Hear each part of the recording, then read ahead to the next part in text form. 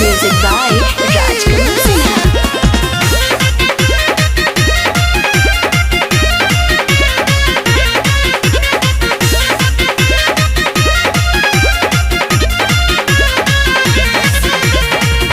गइल रहे साग तोरे जादू जी के खेतवा रे ओरे ओरे। गइल रहे साग तोरे जादू जी के खेतवा रे ओरे ओरे। अरे ओरे ओरे चिल्लाए लगलस जादू जी के बेटवा ओरे ओरे। नदी हला साग तोरे चिल्लाए लगलस जादू जी के बेटवा ओरे ओरे। नदी हला सगिया तोरे। काका सोच के आए रही खेत में ऐ नतिया छोरा हाथ झाड़ के बिलगा दिले हमरा ये सखी।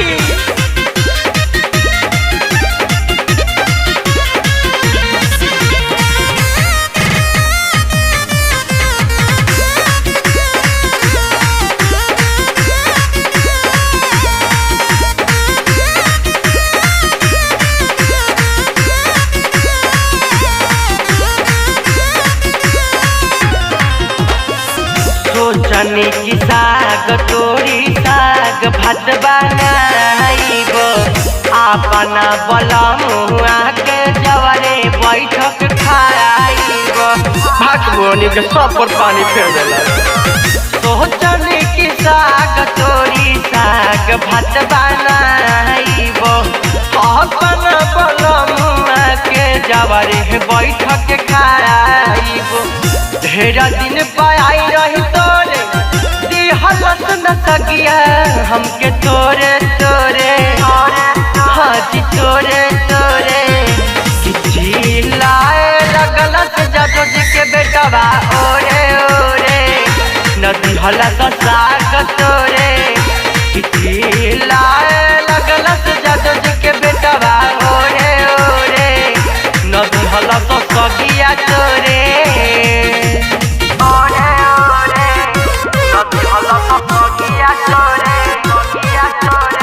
लगता कि खेत में हीरा मोती लटकल बा। ए सखी बोल लगे साथ तोरे ननद देला सा तब हमर पैसा कर लिए दूर बुझौसी सब सुनतानी सा बैगन पर भूत रहता बच के। केता दिन के बाद आईनी तोरे हम सागरे सब कहता कि हमरा खेतावा से भागरे। ए सखी और का बताइयो।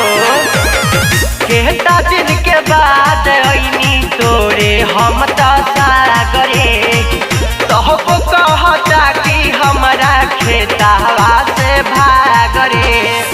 लगे खारा बाना जाए कहलस कि खेतवा ओइनी अगोरे अगोरे।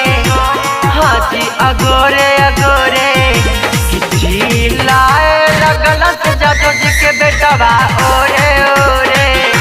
नदी हलस साग तोरे चिल्लाए लगलस जादू जी के बेटवा ओरे ओरे।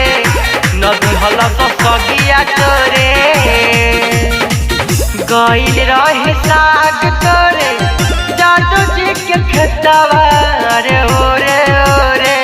गइल रहे साग तोरे जादू जी के खेतवा रे ओरे ओरे। अरे ओरे ओरे चिल्लाए लगलस जादू जी के बेटवा ओरे ओरे। नदी हलस साग तोरे चिल्लाए लगलस जादू जी के बेटवा ओरे ओरे। नदी हलस सगिया तोरे। ए सखी जाए फिर अगला मौसम में ट्राई करी। हाँ